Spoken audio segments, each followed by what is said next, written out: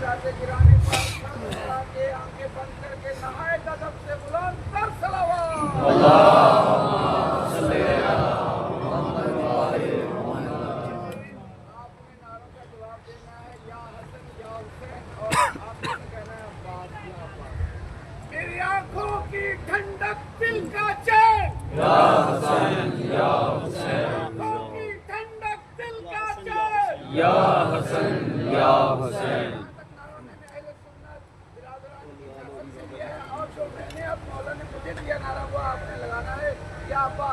آنکھوں کی ٹھنڈک دل کا چین یا حسین آنکھوں کی ٹھنڈک سر کا تاج یا عباس یا عباس آنکھوں کی ٹھنڈک سر کا تاج یا عباس یا عباس تمام عزاداران سید الشہداء بالخصوص ڈاکٹر ماجد رضا صاحب کی صحت و سلامتی اور انکو سلامتی کے لیے اور تمام مظاہرین جہانگیر کو سلامتی کے لیے بلند تر صلوات اللہم صلی علی محمد عباس جو ہونٹوں پہ سجا رکھا ہے پھر ہوگا کیا لفظ عباس جو ہونٹوں پہ سجا رکھا ہے روح میں کوثر و زمزم کا مزہ رکھا ہے اور یوں بھرا تھا نا مولا نے چلو میں پانی پھینک دیا یوں بھرا تھا نا مولا نے چلو میں پانی اب ذرا پوچھو نا کہ دریا میں کیا رکھا ہے اور یہ آسمان جس کے تلے بیٹھے ہو سکون سے اسے تو مولا کے پنجے نے اٹھا رکھا ہے جنت میں سارے ولی ہوں گے 12-14 میں کیوں جاؤں گا اسے تو مولا کے پنجے نے اٹھا رکھا ہے اور جائے گا وہاں زیارت عباس کی خاطر جنت میں جائے گا وہاں زیارت عباس کی خاطر ورنہ مولا تیری جنت میں بھلا کیا رکھا سلیمان علی حق نعرہ أعوذ بالله السميع العليم من الشيطان اللعين الرجيم بسم الله الرحمن الرحيم الحمد لله المعروف من غير رؤية والخالق من غير رؤية الذي لم يزل قائما دائما إذ لا سماع ذات أبراج ولا ليل داج ولا بحر ساج ولا أرض ذات مهاد ولا خلق ذو اعتماد والصلاة والسلام والتحية والإكرام على نبي الرحمة وخازن المغفرة وقائد الخير والبركة ومنقذ العباد من الهلكة سيدنا ومولانا أبي القاسم محمد اللهم صل على محمد وعلى محمد وأهل بيته الطيبين الطاهرين المعصومين المظلومين المنتقدين المنتجبين سبحان الله سبحان الله الذين أذهب الله عنهم الرجس وطهرهم تطهيرا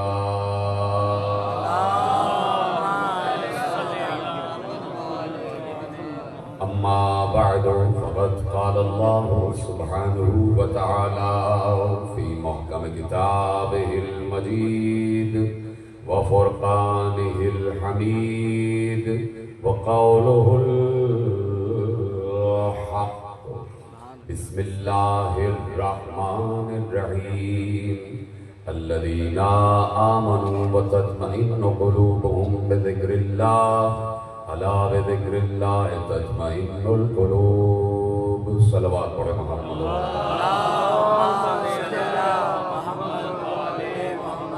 1448 ہجری کے اشرِ ماہ اذا کی آج آپ مرکزی امام بارگاہ دھوبی گھاٹ فیصل آباد میں 8ویں مجلس میں شریک ہیں.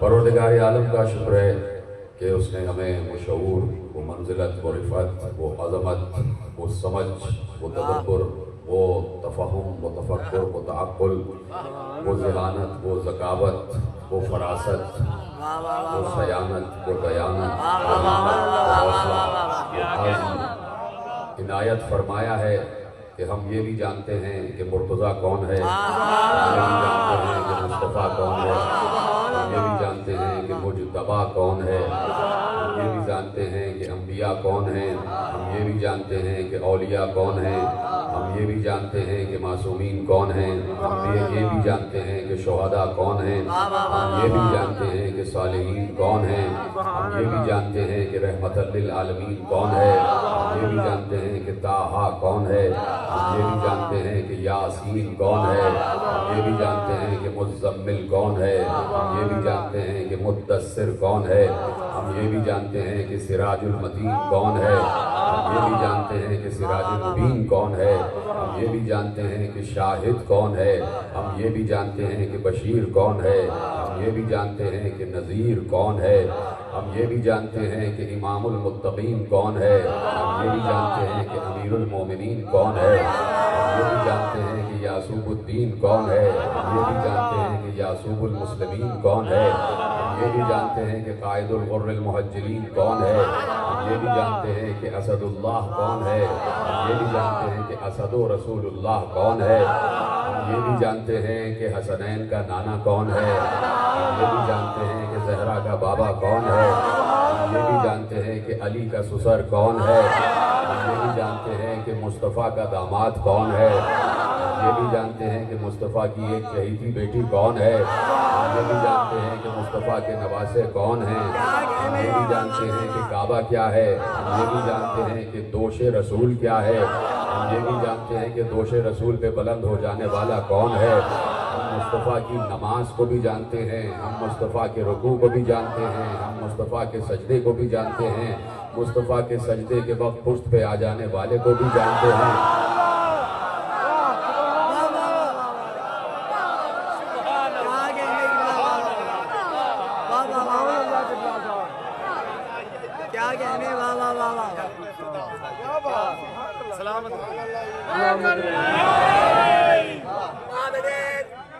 ایسا نعرہ لگائیں گے کہ آواز نجف اشرف تک جانی چاہیے. وجہ اللہ، یاد اللہ، فقرہ جناب ابو طالب، یا بدرہ مولا کائنات جناب امیر المومنین شار خدا سپر پاور نعرہ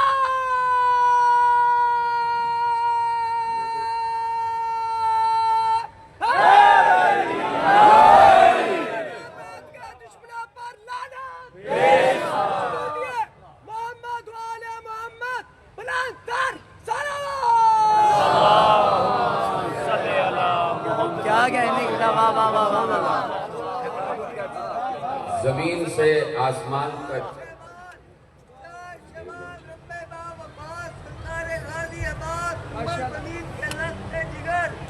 یہ دیکھو کون آ رہے ہیں کہ یا علی بھی خود مسکرا رہے ہیں. جب کبھی جوان ہوگا ملے گا علم ابھی سے اس کے تیور بتا رہے ہیں. بھلے کہیں گے جھلائیں گے جھولا یہ کون رام کر رہا ہے حسین جھولا جھلا رہا ہے. کل ایمان آ رہا ہے.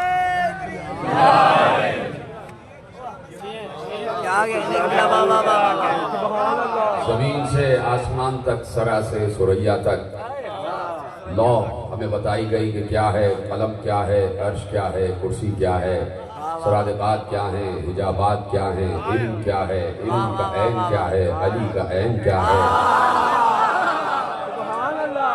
میم مدینے کا میم کیا ہے اور محمد کا میم کیا ہے، حسن کا ہے کیا ہے، حسین کا ہے کیا ہے، علی کا عین کیا ہے، عباس کا عین کیا ہے۔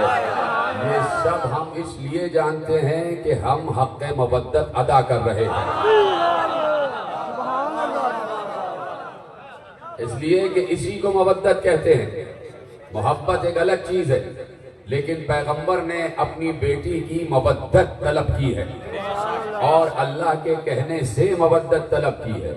مودت اس وقت تک نہیں ہوتی کہ جب تک اس سے مودت کا تقاضا کیا گیا ہے اس کے ظاہر سے بھی واقفیت نہ ہو جائے اور اس کی روح سے بھی واقفیت نہ ہو جائے۔ اس لیے اپنی بیٹی سے مودت پیغمبر نے طلب کی کہ آخر میں طلب کی، جب تک اپنے گھر والوں کا رتبہ بتا نہ دیا۔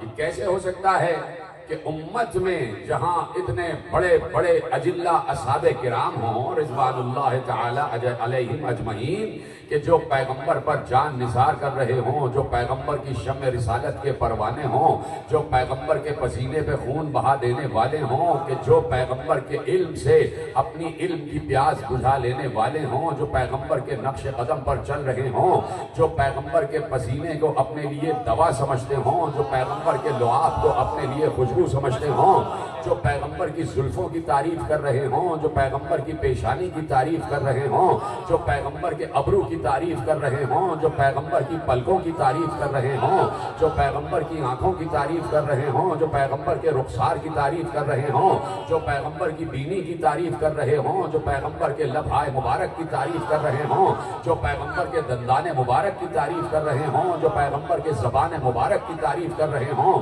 جو پیغمبر کے زقن کی تعریف کر رہے ہوں، جو پیغمبر کے حلق کی تعریف کر رہے ہوں، جو پیغمبر کے حلقوم کی تعریف کر رہے ہوں، جو پیغمبر کے سینے کی تعریف کر رہے ہوں، جو پیغمبر کے شکم کی تعریف کر رہے ہوں، جو پیغمبر کے قدم کی تعریف کر رہے ہوں، جو پیغمبر کی نالین کی تعریف کر رہے ہوں، جو پیغمبر کے ہاتھوں کی تعریف کر رہے ہوں، جو پیغمبر کی شریعت پر عمل کر رہے ہوں، جو پیغمبر کی فقہ پر عمل کر رہے ہوں، جو پیغمبر کے ساتھ قیام کر رہے ہوں، جو پیغمبر کے پیچھے رکوع کر رہے ہوں، جو پیغمبر کے پیچھے سجدے کر رہے ہوں، جو پیغمبر کے پیچھے سلام پڑھ رہے ہوں، جو پیغمبر سے مصافحہ کر رہے ہوں، جو پیغمبر سے معانقہ کر رہے ہوں، جنہوں نے پیغمبر کو حالت ایمان میں دیکھا ہے اور اس کے ساتھ ساتھ پیغمبر کو حالت ایمان میں دیکھا ہے اور اس کے ساتھ ساتھ خندق میں کل ایمان کو دیکھا ہے، یہ کیسے ہو سکتا ہے کہ اتنے بڑے بڑے صحابہ کے ہوتے ہوئے پیغمبر کہیں مودت کرو تو علی سے، فاطمہ سے، حسن سے، حسین سے۔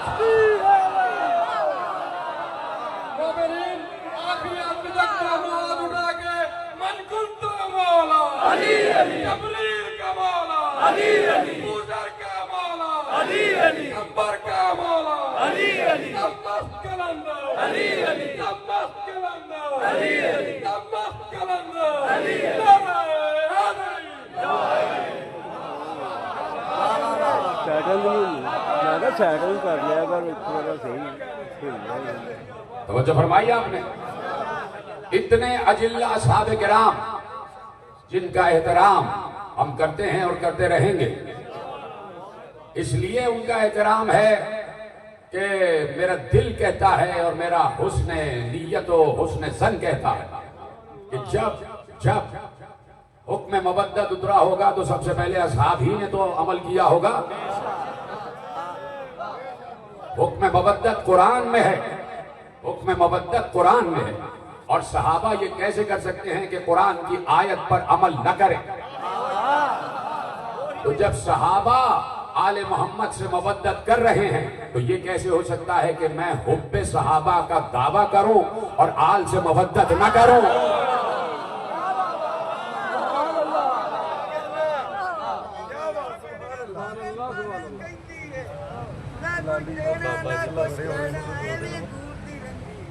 جلدی کر لو بابا، چلو نعرے حیدری۔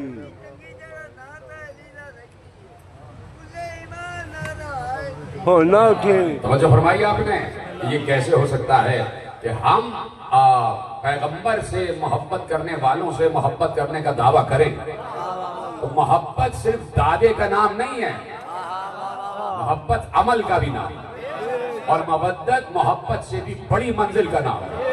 اور بڑی منزلیں یاد رکھنا، بڑی منزلیں، بڑے درجے ہمیشہ بڑے لوگوں کے ہی حصے میں آتے ہیں۔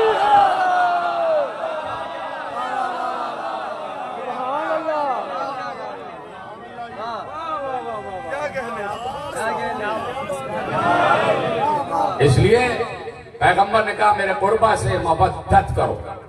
مودت کیسی مودت؟ کیسی مودت؟ 2-4 دن پہلے کی تقریر سے متصل ہو رہا ہوں۔ مودت کیسی؟ کوئی ہے جو اس وقت حضرت ابراہیم علیہ السلام کا منکر ہو؟ کوئی ہے جو اس وقت حضرت اسماعیل علیہ السلام کا منکر ہو؟ کوئی ہے جو اس وقت حضرت حاجرہ سلام اللہ علیہ کا منکر ہو؟ کوئی ہے جو اس وقت کعبے کا منکر ہو؟ کوئی ہے جو اس وقت بیت اللہ کا منکر ہو؟ اگر کوئی ہے کہ جو حج بیت خدا کا منکر ہو، کوئی ہے جو صفا و مروہ کی سعی کا منکر ہو، کوئی ہے جو خانہ کعبہ کے طواف کا منکر ہو، کوئی نہیں۔ اس لیے کہ اگر ان تمام میں سے جو میں نے ابھی آپ کے سامنے عرض کیا کسی ایک سے بھی انکار کیا تو گویا پورے دین سے انکار ہو گیا۔ حضرت ابراہیم کا انکار، دین سے انکار، اسماعیل کا انکار، دین سے انکار، حاجرہ کی سعی کا انکار، دین سے انکار، بیت اللہ کے طواف کا انکار، دین سے انکار، سرزمین مکہ سے انکار، دین سے انکار۔ حضرت ابراہیم کی نسل آج تک چل رہی ہے اور درود بھی آل ابراہیم پر ہے، درود بھی آل ابراہیم پر ہے۔ تو حضرت ابراہیم بہت بلند، بہت بڑی اور بہت عظیم ہستی کا نام ہے۔ صلوات پڑھ دیا کریں محمد و آل محمد۔ آگے والے ذرا میری طرف، مجھے اتنا سا آپ پر ہاتھ ہے تو جو آگے بیٹھے نا وہ مجھے دیکھتے ہیں، ادھر والے ادھر دیکھتے ہیں، وہ الگ بات ہے، کوئی بھی آ رہا ہے، لیکن جب اہم بات ہوا کرے تو مجھے لگتا ہے کہ میری بات آپ کی کوئی اہمیت ہی نہیں رکھتی۔ ادھر کیا دیکھ رہے ہیں؟ صلوات پڑھیں محمد و آل محمد۔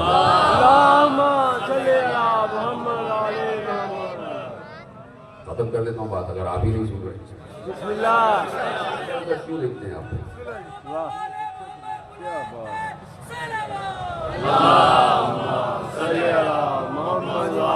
مجھے پڑھا رہے ہیں کہ میں نے اسی لیے عرض کیا کہ کوئی ان شعائر سے انکار نہیں کر سکتا، اور کرے گا تو دین سے خارج ہو جائے گا، دین سے خارج ہو جائے گا۔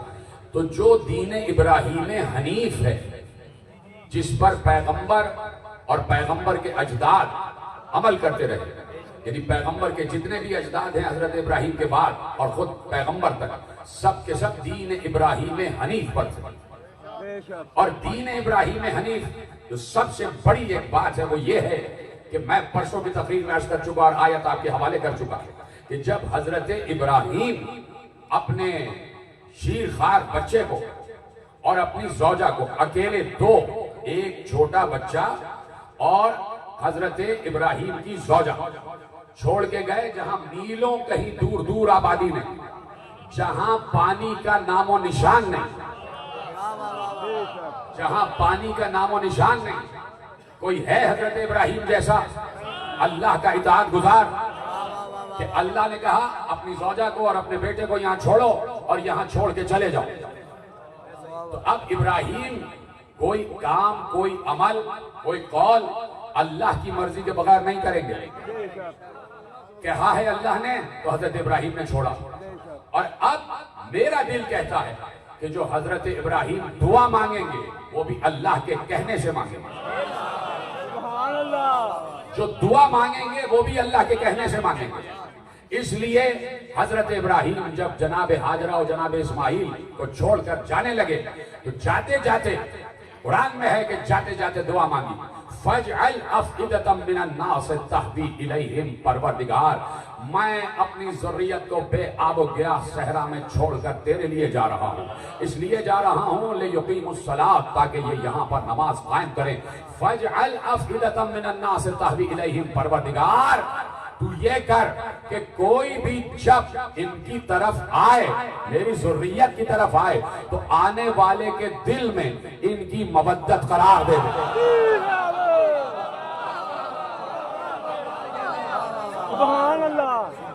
آنے والے کے دل میں ان کی مودت قرار دے. ارے آنے والا صرف یہ نہیں کہا کہ مومنین کے دل میں یا مسلمین کے دل میں، کہا نہیں، انسانوں کے دل میں. تو نہیں سمجھتا عالم اسلام اس بات کو. فَاجْعَلْ أَفْئِدَةً مِّنَ النَّاسِ تَهْوِي إِلَيْهِمْ، انسانوں کے دل میں ان کی محبت قرار دے. یہاں سے چاہوں تو ایک دم کسی اور طرف بھی نکل جاؤں، لیکن آپ کو ایک عظیم پیغام جو قرآن نے اس میں رکھا ہے وہ دیتا ہوا آگے بڑھتا ہوں. فَاجْعَلْ أَفْئِدَةً مِّنَ النَّاسِ تَهْوِي إِلَيْهِمْ، جو بھی انسان ان کی طرف آئے، جو بھی انسان ان کی طرف ہاجرہ و اسماعیل کی طرف آئے تو اس کے دل میں ان کی مودت قرار دے، ان کی مودت قرار دے. یعنی یہ جو ہمدردی کا جذبہ ہے اسے مودت کہتے ہیں. اور ہمدردی کے جذبے کے لیے ضروری نہیں ہے کہ مومن ہو یا مسلمان، انسان ہونا ضروری ہے.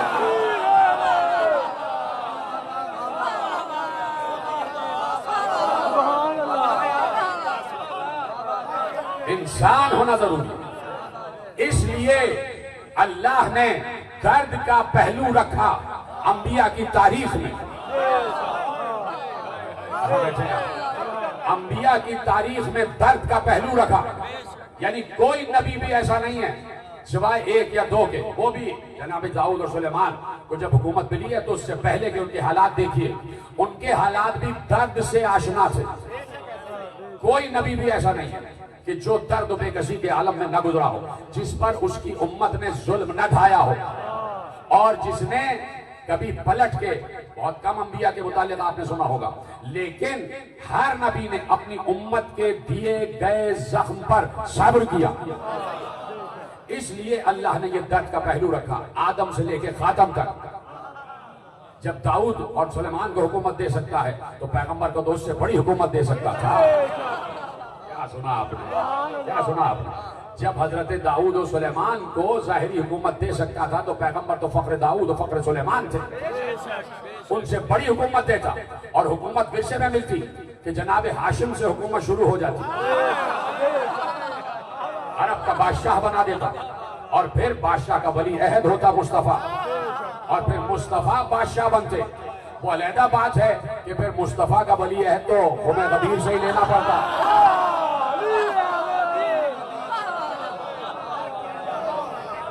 تو اب یہ ظاہری حکومت کیوں نہ دی؟ اس لیے کہ اللہ کو معلوم ہے کہ یہ ظاہری حکومت اس لیے نہیں دے رہے کہ دنیا ختم ہونے والی ہے، اس کی قسمت میں فنا ہے، اور میں کسی فنا چیز کو اپنے محبوب بقا کو کیوں عطا کر دوں؟ وہ محبوب کہ جس کا چہرہ باقی رہنے والا ہے، کسی فانی چیز کو اسے کیوں دے دوں کہ جسے الٹیمیٹلی ختم ہی ہونا ہے، جس حکومت کو یعنی حتمی طور پر اختتام پذیر ہی ہونا ہے، وہ میں اپنے محبوب کو کیوں دے دوں؟ وہ میں رحمت کو کیوں دے دوں؟ اگر رحمت کو، جملہ دے رہا ہوں، اگر رحمت للعالمین کو یہ حکومت دنیا کی دے دیتا تو ضروری اور واجب تھا کہ اس دنیا پر عذاب نہ آئے.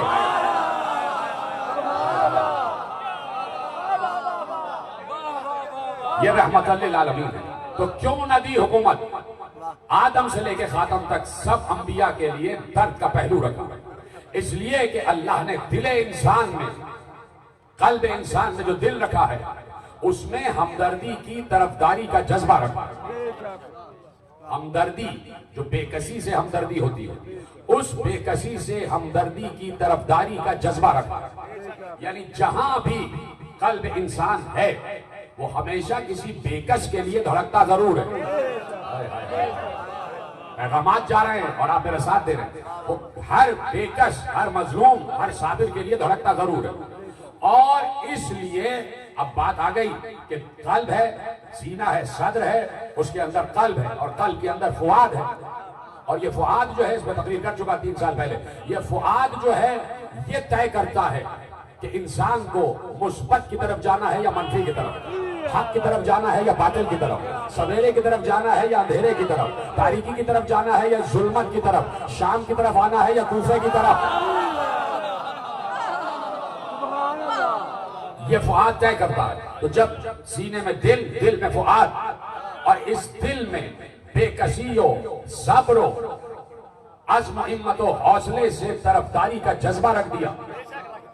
تو اب اس لیے پیغمبر کو اور ان کی آل کو دنیاوی حکومت یعنی جو داؤد و سلیمان کی بتا رہا تھا. نہیں تو یہ تو آپ کے پاس بالکل محفوظ ہے کہ پیغمبر اپنی حد تک اپنی حیات تک سلطنت اسلامیہ کے حکمران فرما روا تھا. جو ملت اسلامیہ تھی, جو ریاست اسلامیہ تھی, اس کے حکمران, اس کے فرما روا پیغمبر تھے. اور پیغمبر نے بعد غدیر علی کو حکمران اور فرما روا اعلان کیا. پیغمبر بتا گئے اور پیغمبر نے پوری وراثت کا اعلان کر دیا کہ یقیناً وہ سارے معاملات آپ کے ذہن میں ہیں. لیکن میں بات کر رہا ہوں داؤد و سلیمان والی حکومت, اور اسی لیے میں نے کہا کہ دنیا ختم ہو جائے گی, داؤد و سلیمان کی حکومت بھی ختم ہو گئی. تو اب پیغمبر چونکہ فنا نہ ہونے والی ہستی کا نام ہے اور مودت ان کی آل میں قرار دی گئی ہے اور مودت قیامت تک کے لیے ہے, اس لیے کہا کہ ہم تمہیں وہ والی حکومت جو ختم ہونے والی ہے وہ شاید نہ دیں, لیکن ایسی حکومت دے رہے ہیں جو قیامت تک ختم نہیں ہوگی. اور وہ حکومت ہے محبوں کے دل کے تخت پر بیٹھ کر حکمرانی کرو.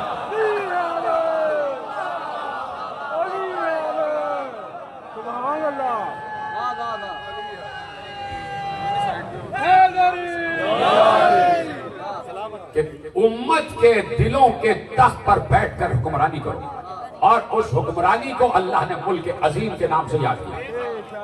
کہ ہم نے آل ابراہیم کو ملک عظیم دیا. آپ سن چکے پورا اشرا, اس پر دہرانا نہیں ہے. ہم نے آل ابراہیم کو ملک عظیم دیا. اب لاؤ حضرت آدم سے لے کے حضرت عیسیٰ تک ایک کم 1,24,000 انبیاء, حضرت جبرائیل سے لے کے دردائیل تک کھرب ہا کھرب ملائکہ, جن, انسان, حضرت ابراہیم جیسا اولو العزم, حضرت موسیٰ جیسا اولو العزم, حضرت عیسیٰ جیسا اولو العزم, حضرت نوح جیسا اولو العزم, ایسے ایسے انبیاء گزر گئے. جنات, انسان, فرشتے, ملائکہ, اولیاء, شہداء, صالحین, صدیقین. لاؤ کوئی ایسا جملہ دے دو اگر اجازت ہے, ضائع نہ کریے گا. اتنے بڑے بڑے انبیاء اور ان کی ذریت گزر گئی, درود صرف محمد و آل محمد پر ہے, کسی پر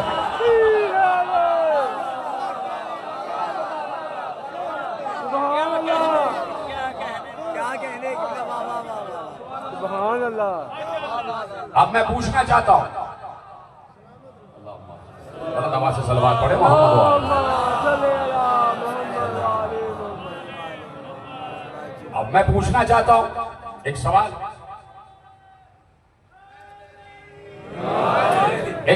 پوچھنا چاہتا ہوں, اور وہ سوال پورا عالم اسلام سے, صرف عالم فیصل آباد سے نہیں, عالم پاکستان سے نہیں, عالم اسلام سے سوال.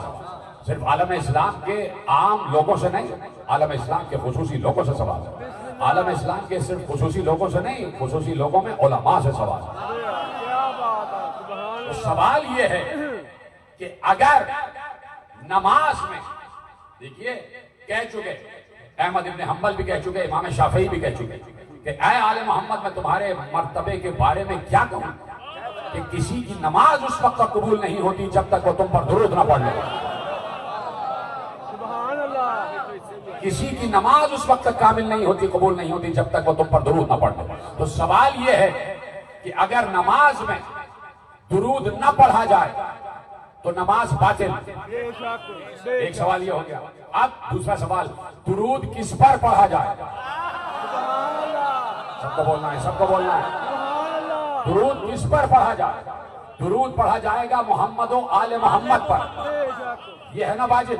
عالم اسلام کا ہر مسلک محمد و آل محمد پر درود پڑھتا ہے, چاہے وہ درود ابراہیمی ہو چاہے درود محمدی ہو, دونوں ایک ہی ہے.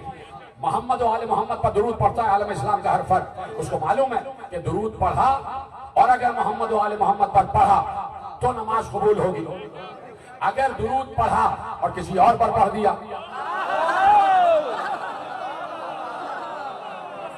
درود تو پڑھا اور کسی اور پر پڑھ دیا, تو صرف درود پڑھنا کافی نہیں ہے. کس پر پڑھا جا رہا ہے؟ یہ بھی دیکھا جائے. درود پڑھا اور کسی اور پر پڑھ دیا تو نماز رد، نماز منہ پہ مار دی جائے گی. یہ 1400 برس بعد آج کے عالم کو تو معلوم ہے، کیا 1400 برس پہلے صحابہ کو معلوم نہیں تھا؟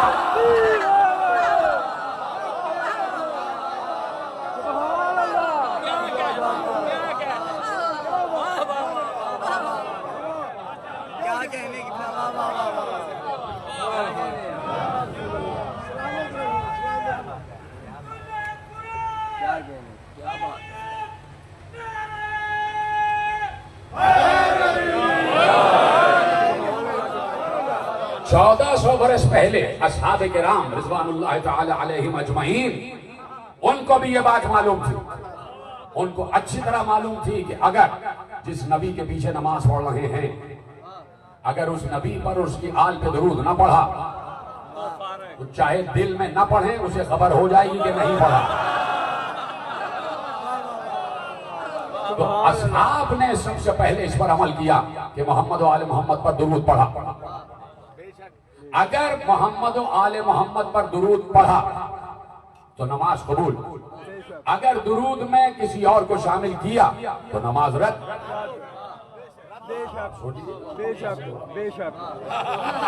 کس کس کو شامل کیا حضرت ابراہیم پر درود ہے، اللہم صلی علی محمد وعلی آل محمد کما صلیت علی ابراہیم وعلی آل ابراہیم انکا حمید مجید.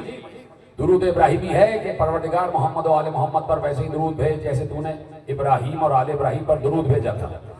کہیں یہ ہے کہ جیسے تو نے ابراہیم، آل ابراہیم اور ابراہیم کے دوستوں پر درود بھیجا تھا.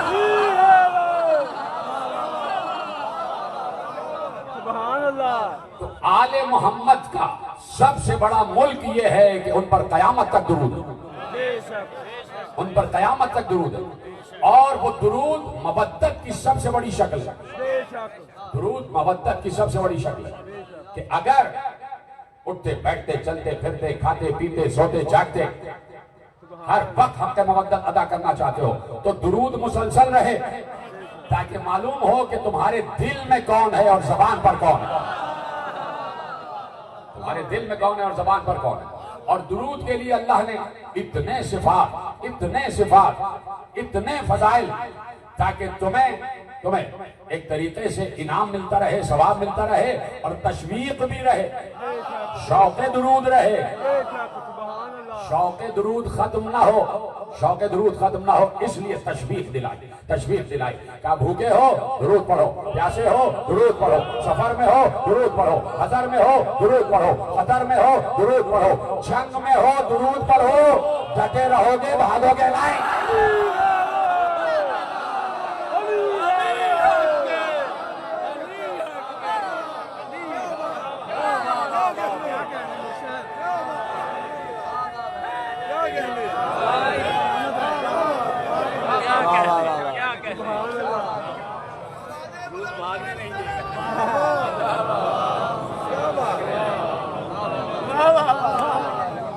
اتنی تشویق، اتنا شوق دلایا کہ درود ہر حال میں واجب ہے. ہر مسئلے کا حل ہے درود. یہ ہے آل محمد سے مودت کہ یہ مودت ہر قدم پہ برقرار رہے، ہر قدم پہ برقرار رہے. دنیا میں کوئی نعمت ملے درود پڑھو، موسم بدلے درود پڑھو، ہوا چلے درود پڑھو، بہار برسے درود پڑھو، بارش ہو درود پڑھو، نیا پھل آئے درود پڑھو، پھول کھلے درود پڑھو، پھولوں کی خوشبو سونگھو درود پڑھو، پھول پھل میں تبدیل ہوں درود پڑھو، نیا دن طلوع ہو درود پڑھو، سورج طلوع ہو درود پڑھو، سورج غروب ہو درود پڑھو، چاند طلوع ہو درود پڑھو، دن رات میں بدلے درود پڑھو، رات دن میں بدلے درود پڑھو، درود پڑھو، درود پڑھو، درود پڑھو. اس کا مطلب ہے کہ پھل بنانے والے بھی یہی، پھول میں خوشبو لانے والے بھی یہی، دن کو رات میں بدلنے والے بھی یہی.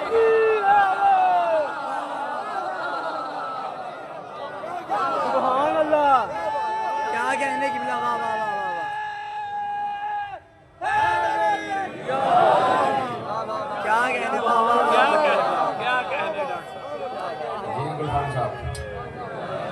توجہ فرمائی آپ نے کہ درود ہے تو ان پر ہے. درود ہے تو ان پر اپنے اوپر درود کیوں نہیں پڑھوا رہا؟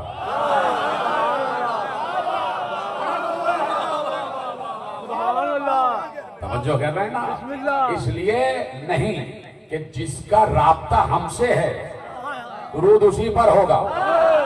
اللہ سے رابطہ تو ان کے ذریعے سے ہے، اللہ سے تو ان کے ذریعے سے مربوط ہے، اللہ سے تو ان کے وسیلے سے مربوط ہے. ہماری دعائیں ان کے وسیلے سے قبول، ہماری نمازیں ان کی نمازوں کے صدقے میں آسمانوں تک پہنچتی ہیں، اور پہنچتی اس وقت ہے جب ان پر درود پڑھ لیا جائے. آل پر درود نہ پڑھا جائے تو نمازیں بھی آسمانوں تک نہیں پہنچتی. نہ معلوم کس کس کے منہ پہ مار دی جاتی ہوں. کچھ لوگوں کے منہ پہ ماری جاتی ہے اس لیے پھٹکار برستی ہے منہ پہ. جب آل محمد سے بغض ہوگا، محمد و آل محمد سے دشمنی ہوگی، تو یقیناً اللہ ایسی عبادتوں کو قبول نہیں کرتا. کہ جیسی عبادت ہم نے کہی ہے ویسی عبادت کرو، اور اسی عبادت کا شوق و تشویق دلایا ہے اللہ نے کہ بس عبادتوں میں نکھار آ جاتا ہے، عبادتوں میں بہار آ جاتی ہے، عبادتوں میں خوشبو آ جاتی ہے، عبادتوں میں رنگ برنگ پہلو آ جاتے ہیں. کہ جب 14 کا تذکرہ درود کے ذریعے کرتے ہو تو 14 رنگ کی عبادت ہو جاتی ہے. کسی عبادت میں رحمت جھلکتی ہے، کسی عبادت میں شجاعت جھلکتی ہے، کسی عبادت میں عصمت جھلکتی ہے، کسی عبادت میں حسن جھلکتا ہے، کسی عبادت میں صبر جھلکتا ہے، کسی عبادت میں عبادت کی زینت جھلکتی ہے، کسی عبادت میں باقر العلوم جھلکتا ہے، کسی عبادت میں جعفر صادق کا صدق جھلکتا ہے، کسی عبادت میں موسی کاظم کا ضبط جلال جھلکتا ہے، کسی عبادت میں علی رضا کی رضا جھلکتی ہے، کسی عبادت میں محمد تقی کا تقوی جھلکتا ہے، کسی عبادت میں علی نقی کی نقاوت جھلکتی ہے، کسی عبادت میں حسن عسکری کی ہیبت جھلکتی ہے. اور ہماری عبادتوں میں تو غیبت بھی جھلکتی ہے، ہیبت بھی جھلکتی ہے، رعب بھی جھلکتا ہے، تاب بھی جھلکتا ہے.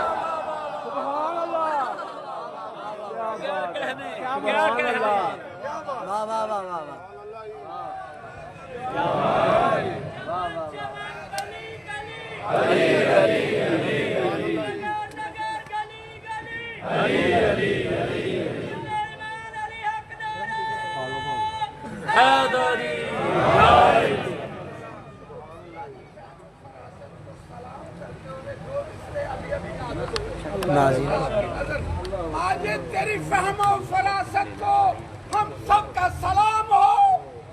صدقے میں امام زمان کے، آمین کہنا آپ نے، صدقے میں امام زمان کے تو ہمیشہ بولتا رہے. سلامت رہے. بہت شکریہ آپ کا. یہی دعائیں آپ کی چاہیے اور کچھ نہیں چاہیے. خدا سلامت رکھے تمام مومنین کو کہ جہاں جہاں جس جس کے لب پر درود ہے. یہ درود ہے کہ جس سے راضی ودود ہے.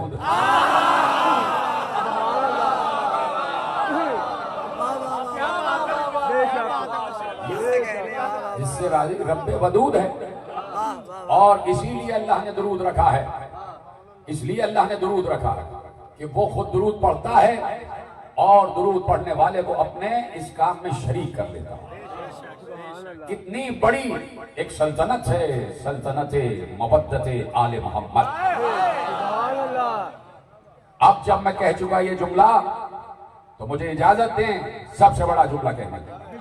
میرے محترم سامعین، اب جب میں یہ جملہ کہہ چکا تو مجھے اجازت دیں سب سے بڑا جملہ کہنے کا کہ درود مودت کی سب سے بڑی نشانی ہے. درود سب سے بڑی نشانی ہے مودت کی.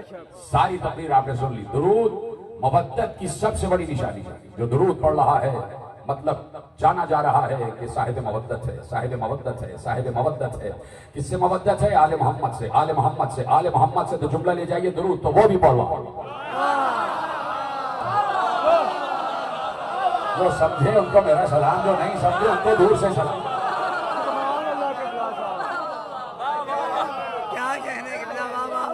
درود تو وہ بھی پڑھ رہا. اس کا مطلب ہے کہ مودت میں ہم اور وہ.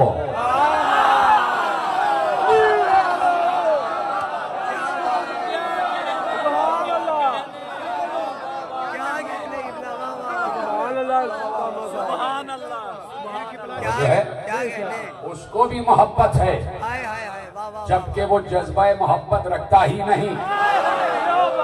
اس میں جذبات نہیں ہے، پوری تقریر پورا اشرا آپ سن چکے پچھلے برس، جس نے نہیں سنا پہلے وہ سنیں آل محمد کے فضائل۔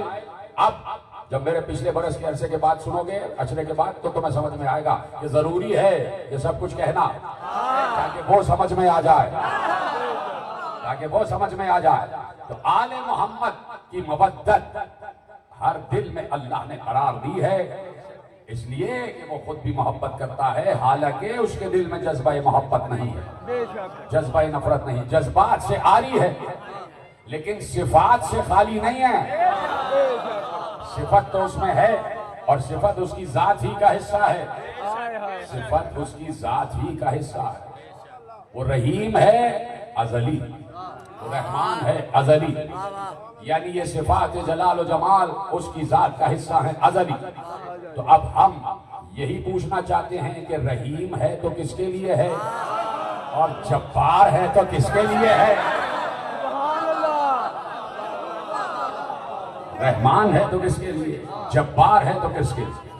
اب یہی پوچھنا چاہتے ہیں۔ تو وہ بھی اس نے سادہ اور آسان زبان میں طے کر دیا، کہا ہم رحمان ہیں آدم کے لیے، جبار ہیں شیطان کے لیے، ہم رحمان ہیں نوح کے لیے، جبار ہیں ازواج نوح کے لیے، ہم رحمان ہیں ابراہیم کے لیے، جبار ہیں نمرود کے لیے، ہم رحمان ہیں فرعون کے لیے، جبار، ہم رحمان ہیں موسیٰ کے لیے، جبار ہیں فرعون کے لیے، ہم رحمان ہیں عیسیٰ کے لیے، جبار ہیں عیسیٰ کو سولی تک پہنچانے والے کے لیے، ہم رحمان ہیں مصطفیٰ کے لیے، جبار ہیں ابو جہل کے لیے، ہم رحمان ہیں علی کے لیے۔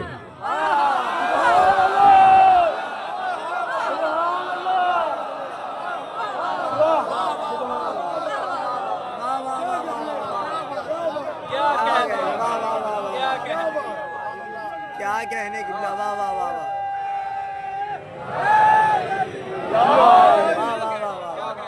ہم رحمان ہیں علی کے لیے، جبار تم خود طے کرو کس کے لیے ہونا چاہیے۔ ہم رحمان ہیں حسن مجتبیٰ کے لیے، جبار تم خود دیکھ لو کس کے لیے ہونا چاہیے۔ اور اب تو اللہ نے کہا ایسی منزل پر لے آیا کہ جو چپ رہے گا ہم ہر چپ رہنے والے کے لیے جبار ہو جائیں گے۔ ہم رحمان ہیں حسین کے لیے، جبار ہیں یزید کے لیے۔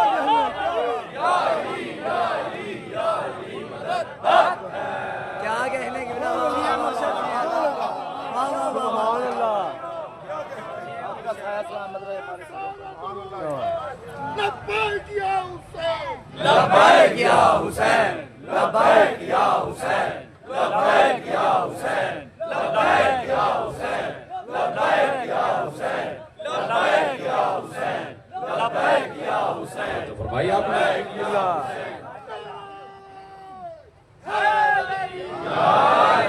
ہم رحمان ہیں حسین کے لیے اور جبار و قہار ہیں ہر یزید کے لیے، جبار و قہار ہیں یزید کے لیے۔ اس لیے کہ ہم رحمان ہیں حق کے لیے اور جبار و قہار ہیں باطل کے لیے۔ تو اب تم کو طے کرنا ہے کہ ہماری رحمت چاہیے یا قہر چاہیے۔ دے دیا میں نے، نتیجہ دے دیا۔ تم کو طے کرنا ہے کہ ہماری رحمت چاہیے یا ہمارا قہر چاہیے، ہماری رحمت چاہیے یا ہمارا قہر چاہیے، یہ تمہیں طے کرنا ہے۔ ہم تم پر زبردستی نہیں کرتے، تمہارا کان پکڑ پکڑ کے ہم مسجد میں نہیں لاتے، تمہارا کان پکڑ پکڑ کے ہم بزم حسینی میں نہیں لاتے۔ ہم نے بتا دیا کہ مسجد کا وہی ذکر ہے جو اس بزم حسینی کا ہے، جو بزم حسینی کا ذکر ہے وہی مسجد کا ذکر ہے، اس لیے کہ مسجد میں ہم نے ایک ہی دروازہ کھلا رہا۔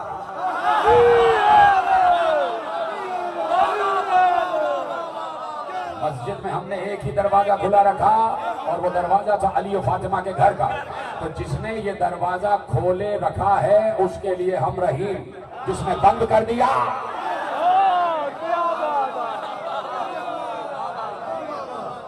تو کہاں کہاں اس کی رحمت و قہر ہے، تو کہہ دیا طے کرو۔ اب جب ساری چیزیں واضح کر دی تو طے کرنا اور اختیار کرنا تمہارا کام ہے کہ رحمت کی طرف آتے ہو یا قہر کی طرف جاتے ہو۔ تو یہ جتنے سنی اور شیعہ جہاں جہاں بیٹھے ہوئے چاروں طرف، انہوں نے طے کر لیا کہ رحمت کی طرف آنا ہے، اس لیے یہ ہمیشہ لبیک یا حسین کہتے ہیں، اور حسین کو علیہ السلام کہتے ہیں، یزید کو ہمیشہ لعنت اللہ ہی کہتے ہیں۔ توجہ فرمائی آپ نے؟ اس لیے شیعہ سنی سب نے مل کے طے کر لیا کہ ہم حسینی رہیں گے۔ کیا ہوگا؟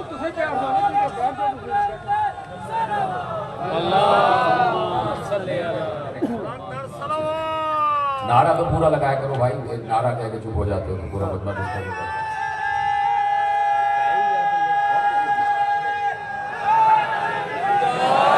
طے کر لو امت مسلمہ کہ رحمت کون ہے اور زحمت کون ہے۔ رحمت کون ہے اور زحمت کون ہے؟ جو رسول رحمت کو مانتا ہے وہ امت رحمت ہے، جو رسول رحمت کو زحمت دینے والوں کو مانتا ہے طے کیا جائے۔ رحمت اور زحمت میں ایک نقطے کا ہی فرق ہے،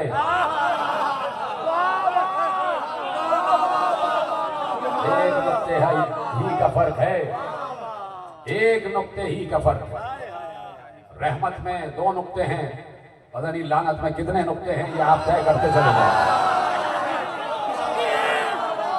تو اب جو امت رحمت ہے وہ رسول پر درود پڑھتی ہے، چاہے شیعہ ہوں چاہے سنی ہوں۔ یہ سب ہم نے سیکھا ہے آثار صحابہ سے جو یہاں تک چلے آئے کہ یقیناً مودت رکھی جائے، یقیناً محبت کی جائے، یقیناً اپنے دل میں جمال کا پہلو اجاگر کیا جائے، اپنے دل میں جمال خدا کو جگہ دی جائے، اپنے دل میں جمال خدا کو دیکھا جائے، اور وہ جمال خدا یقیناً وجہ اللہ ہے۔ جمال خدا کا مظہر وجہ اللہ ہے، یعنی وجہ اللہ میں کہہ چکا کہ جو دین کی طرف رہنمائی کرے، اور وجہ اللہ اللہ کا چہرہ، یعنی دیکھ کے علی کو بتاؤ، علی کو دیکھ کے بتاؤ کہ اللہ اس وقت ناراض ہے یا راضی ہے۔ اگر یہ ناراض تو اللہ ناراض، اگر یہ راضی تو اللہ راضی۔ تو یہ ہے وجہ اللہ، یہ ہے چہرہ۔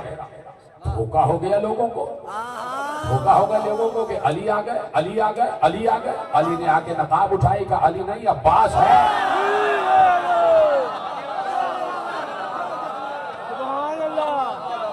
تو کہاں کہاں وجہ اللہ کی وراثت جا رہی ہے۔ اس لیے علی نے عباس مانگا کہ پروردگار مجھے عباس جیسا بیٹا دے دو جو ہو بہو میری شبیہ ہو۔ یہ کیسے ہو سکتا ہے کہ کربلا میں شبیہ رسول تو آئے اور شبیہ علی نہ آئے؟ شبیہ رسول اکبر اور شبیہ علی عباس۔ آپ نے جیسے ہی میں نے نام عباس لیا آپ کے دلوں پر دستک دی، آپ کے دل لرز گئے، اس لیے کہ نام عباس بڑا پرہیبت نام ہے۔ ہوں گے اور بھی لوگوں کے نام عباس، لیکن جب علی نے اپنے بیٹے کا نام عباس رکھا تب پتا چلا کہ واقعاً عباس اسی کو ہونا چاہیے، علی کے بیٹے ہی کو عباس ہونا چاہیے۔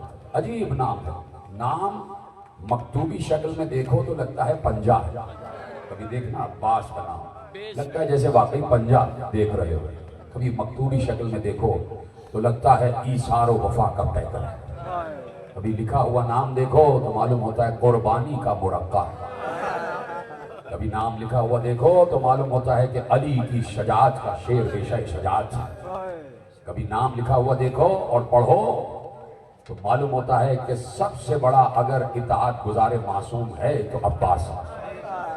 عباس دیکھیے امام کاظم کا لقب ہے کاظم، کاظم کا مطلب ہے جلال پر ضبط کرنے والا، غصے پر ضبط کرنے والا، اپنے جلال کو قابو میں رکھنے والا، غیظ کو اختیار میں رکھنے والا، اس کو کہتے ہیں کاظم۔ عباس کا مطلب ہے بکھرا ہوا شیر، عباس کا مطلب ہے بکھرا ہوا شیر، پھاڑ کھا جانے والا شیر۔ نام عباس ہوتے ہوئے اگر کوئی کاظم ہو جائے عباس کا نام ہے اور صفت ہے کاظم، قزیم ہے عباس، کہ اپنے غصے پر، اپنے جلال پر قابو پایا، اس کو کہتے ہیں عباس۔ کہ شیر بے شک سجاد بھی ہیں، پھاڑ کھانے والا شیر بھی ہے، لیکن جیسے ہی امام نے کہا عباس تلوار نیام میں رکھ لو، عباس یہ دارالامارہ ہے مدینے کا، چھت کے نیچے جنگ نہیں ہوگی، عباس نے تلوار نیام میں رکھ لی۔ 4 محرم کو کہا عباس خیمے ہٹا دو، پانی پہ جنگ نہیں ہوگی، عباس نے تلوار نیام میں رکھ لیا۔ 7 محرم کو بفر گیا تھا شیر بے شک سجاد، روک لیا، عباس جنگ کا موقع آئے گا۔ جا رہے تھے پانی لینے سکینہ کے لیے، کہ عباس دفاع کے لیے نیزہ لے جاؤ، مشق لے جاؤ، بیٹا جنگ نہیں کرنی۔ اس کو کہتے ہیں جلال پر ضبط، اس کو کہتے ہیں کاظم، اس کو کہتے ہیں صفت قزیم۔ یہ ہے عباس۔ کون سمجھ میں، کس کی سمجھ میں آئے کہ عباس کیا ہے؟ کون سمجھے کہ عباس کیا ہے؟ یا تو حسین سے پوچھو عباس کیا ہے، یا کربلا سے شام تک زینب سے پوچھو عباس کیا ہے، یا تو عصر عاشور تک حسین سے پوچھو کہ عباس کیا ہے، یا کربلا سے شام تک سکینہ کے رخسار سے پوچھو عباس کیا ہے۔ یہ ہے عباس کہ آج سب رو رہے ہو، کوئی آنکھ ایسی نہیں ہے کہ جو عباس پر گریہ نہ کر رہی ہے، اس لیے کہ جس پر مان ہے حسین کو وہ ہے عباس، جو سکینہ کی پیاس کی آس ہے وہ ہے عباس، جو اہل حرم کے پردے کا پاس ہے وہ ہے عباس، حفاظت حسین کا جو عکاس ہے وہ ہے عباس، آج بھی دریا جس کے گرد چکر لگا رہا ہے وہ ہے عباس، پائے عباس کو چوم چوم کے کہتا ہے دریا، معاف کر دو غازی، معاف کر دو غازی، نہ پہنچ سکا میں سکینہ کے خیموں تک، سکینہ کے لبوں تک، یہی خلق تو عباس کو رہا، اپنے دل پہ دستک دو، عباس تک پہنچو۔ اور میں اتنی بڑی دعا اس وقت شہزادی کے حضور مانگ رہا ہوں کہ بی بی اس پورے مجمع میں سے جس نے اب تک کربلا میں روضہ عباس کی زیارت نہیں کی، بی بی اسی برس ان کو بلائیں، یہ دیکھیں کہ عباس کا جلال کیا ہے۔ آج بھی روضہ عباس میں عباس کا جلال ہے۔ بی بی آپ کو واسطہ، آپ کی چادر کا واسطہ ہے، ان میں سے جس نے بھی زیارت نہیں کی ہے یہاں سے وہاں تک، یہ بھی سب کو اسی برس عباس کا روضہ دکھائیے۔ کربلا معلیٰ میں یہ بین الحرمین میں کھڑے ہو کے دیکھیں کہ ایک طرف آقا ہے، دوسری طرف غلام ہے، ایک طرف بڑا بھائی ہے، دوسری طرف چھوٹا بھائی ہے، لیکن چھوٹا بھائی ہوتے ہوئے کبھی بھی حسین کو بھائی نہ کہا، ہمیشہ حسین کو آقا کہا، آقا۔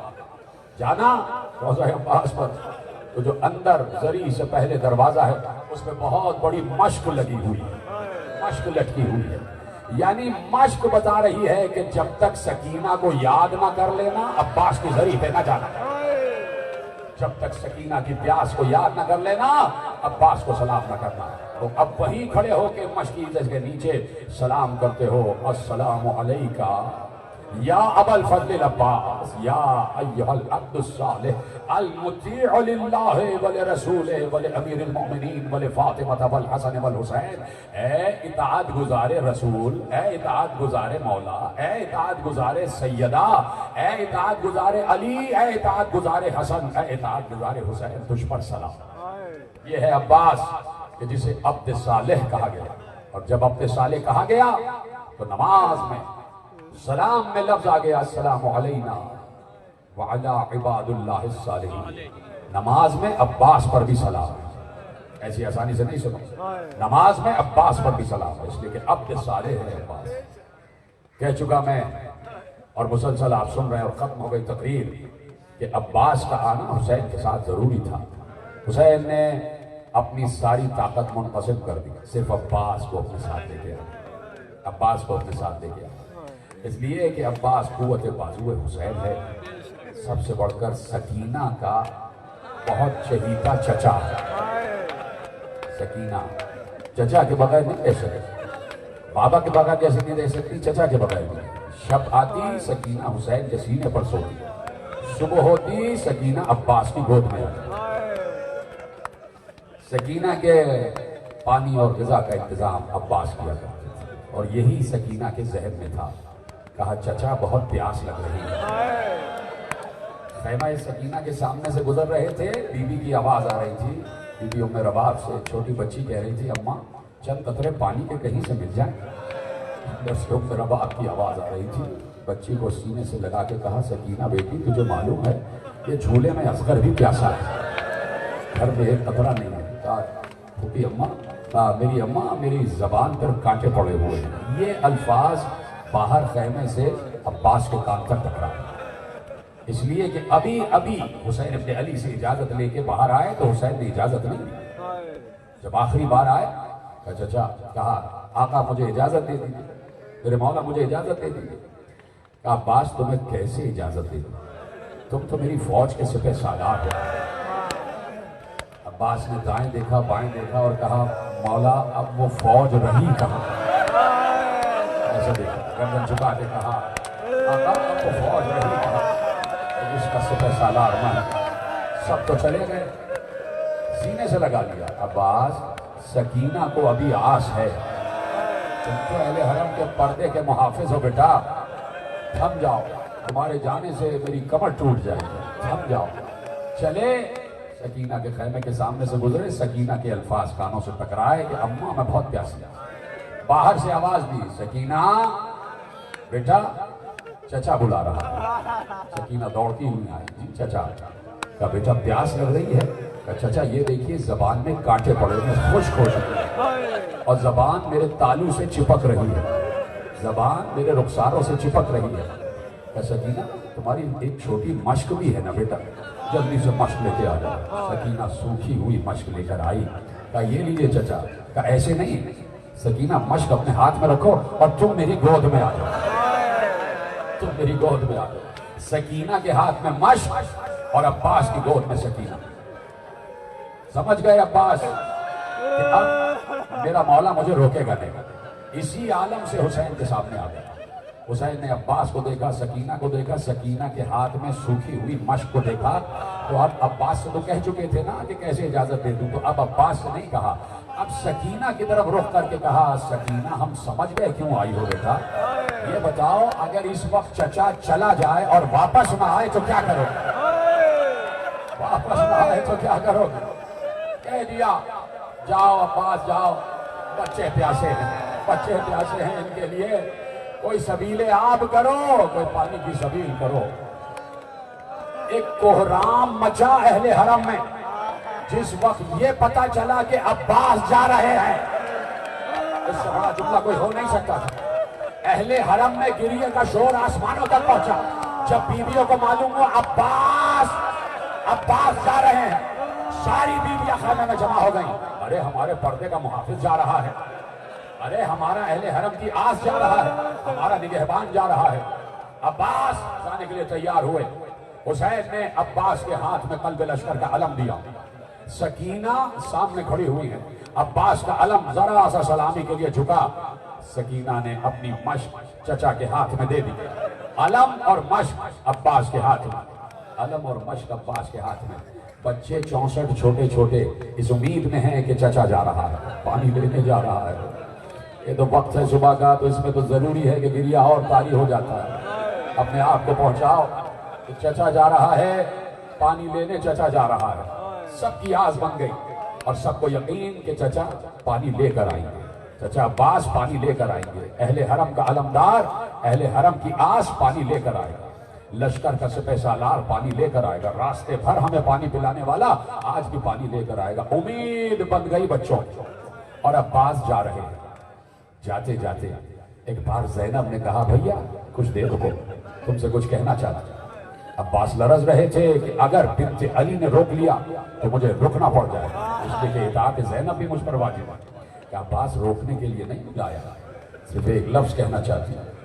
जी आकाज़ादी का लफ्ज ये है कि जब बाबा इस दुनिया से जा रहे थे, शब 21 रमजान मेरे बाबा ने मुझे बुलाया, मेरे हाथों को चूमा, मेरी कलाइयों को चूमा, मेरे सर को, मेरे माथे को चूमा। मैंने कहा बाबा ऐसा क्यों कर रहे हैं, क्या तुम्हारे हाथों में रस्सियां बांधी जाएंगी, तुम्हारे सर से रिदा छीनी जाएगी, तुम्हारी पुष्प पर ताजियाने मारे जाएंगे।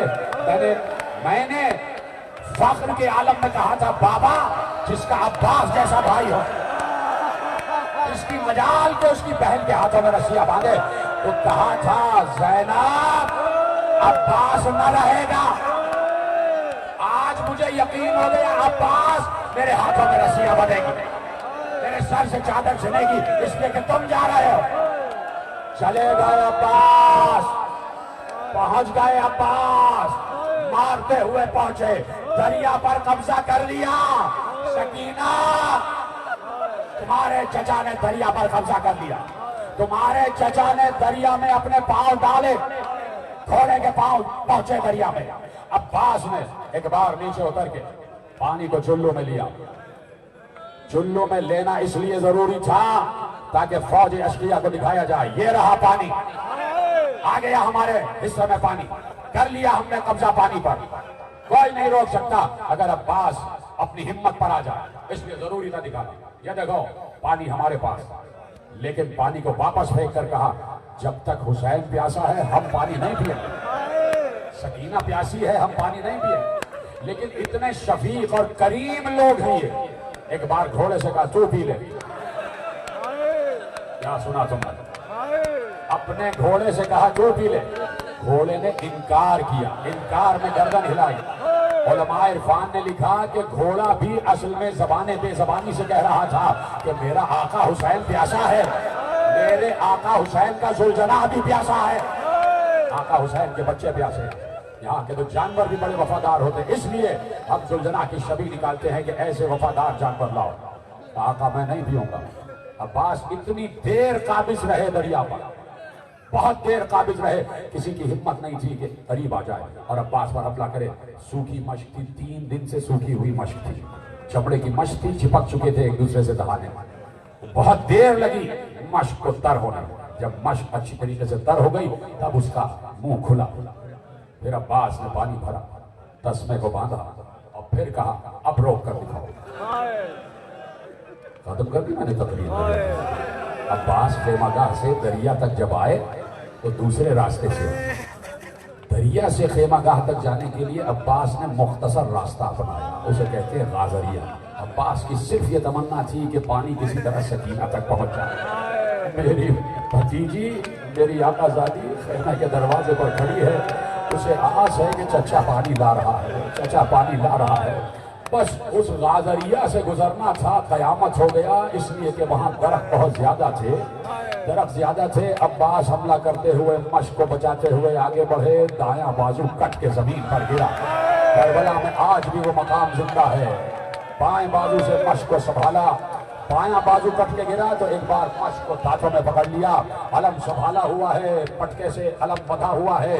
عباس تیزی سے دوڑ رہے ہیں، یہاں تک بازو کٹ چکے ہیں، لیکن مشق کو دانتوں میں دبائے ہوئے ہیں کہ کسی طریقے سے سکینہ تک پہنچ جائے۔ مشق کا تسمہ دانتوں میں۔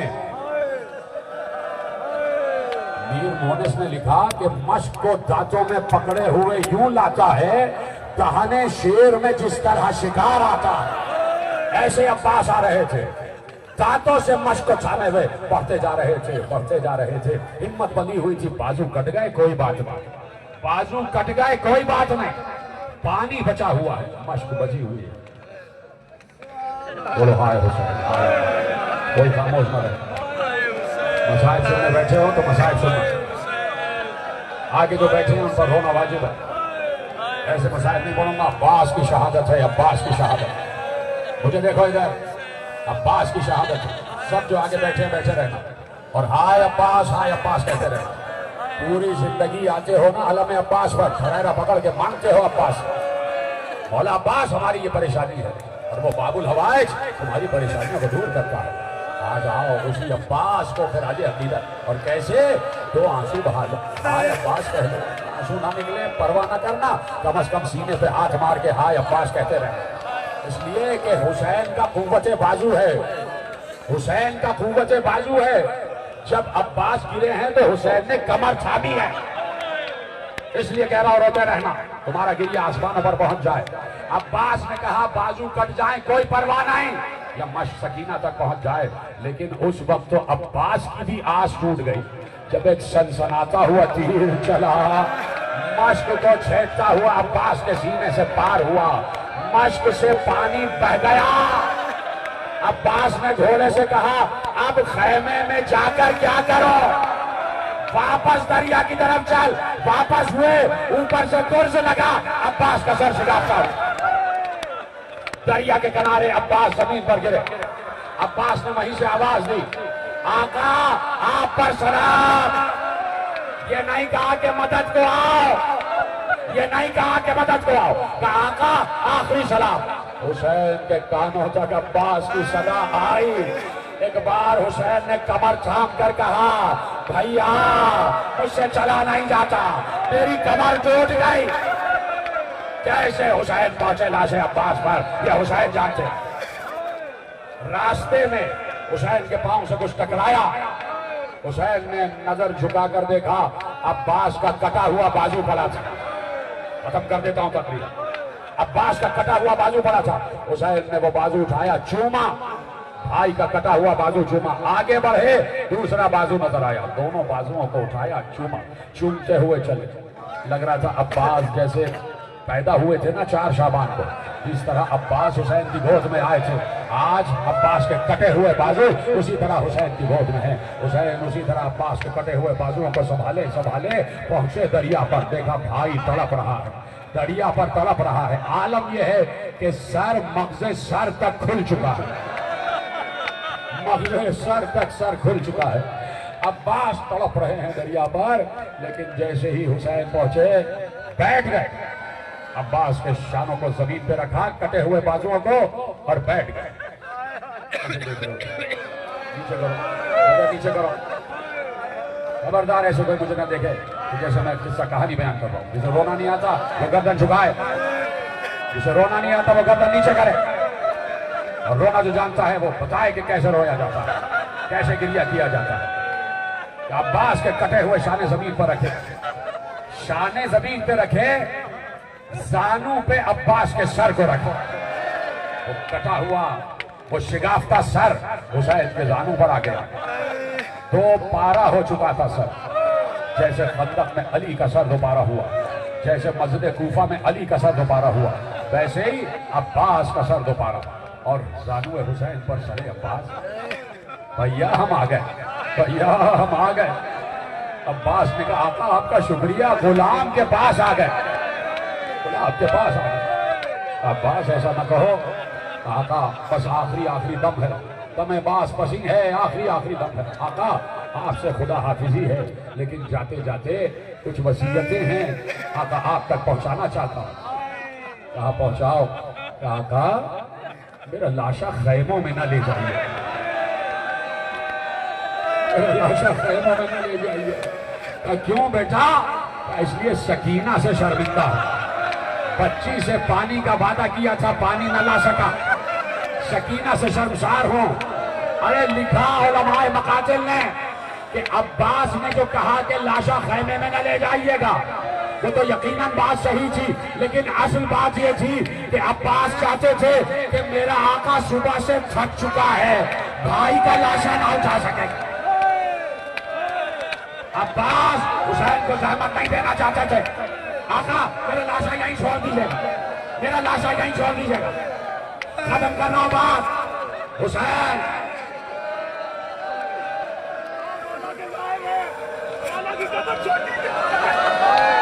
میرا بھائی کہہ رہا ہے تو لو پڑھ رہا ہوں, میں یہیں پہ گفتگو ختم ہوگی, لیکن جملہ سن لینا, جملہ سننا, سب بیٹھے رہنا. حسین نے, عباس نے کہا میرا لاشا خیمے میں نہ لے جائیے گا. آقا جب میری قبر بنے تو اس میں لکھیے گا یہ سرکار سکینہ کی قبر ہے.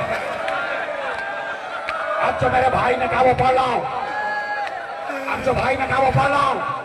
ایک ذاکر آیا قبر عباس پر, روزہ عباس پر, روز آ کے مسائل پڑھتا تھا, روز مسائل پڑھتا تھا. ایک دن شب جمعہ کو اپنے چھوٹے سے بچے کو بھی ساتھ لے آئے, بڑے مسائل ہوئے. جب ذریعہ عباس کھلی اور سامنے قبر عباس نظر آئی تو بچے نے اپنے بابا کا دامن پکڑ کر کہا بابا کیا بات ہے؟ کہ آپ نے ہمیشہ مجھے بتایا ہے عباس بہت بلند قد کے تھے, بہت بلند قامت کے تھے. کہا ہاں, یہ تربت تو بہت چھوٹی ہے. ایک بار اس ذاکر نے سر سے امامہ پھینک کر کہا تو نے کیا یاد دلا دیا؟ ارے جب حسین عباس کے لاشے کو دریا پر چھوڑ کر واپس گئے, فوج واپس آئی، عباس کے ٹکڑا ٹکڑا کر دیا ہے۔ زین العابدین نے لاشیں کے